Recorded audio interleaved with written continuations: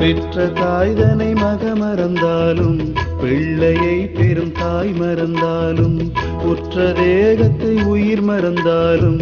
உயிரை மேவிய உடல் மறந்தாலும் கற்ற நெஞ்சகம் கலை மறந்தாலும்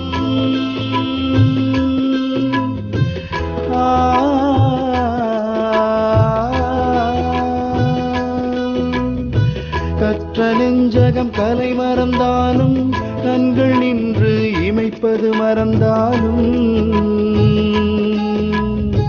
கற்ற நெஞ்சகம் கலை மறந்தாலும் கண்கள் நின்று இமைப்பது மறந்தாலும்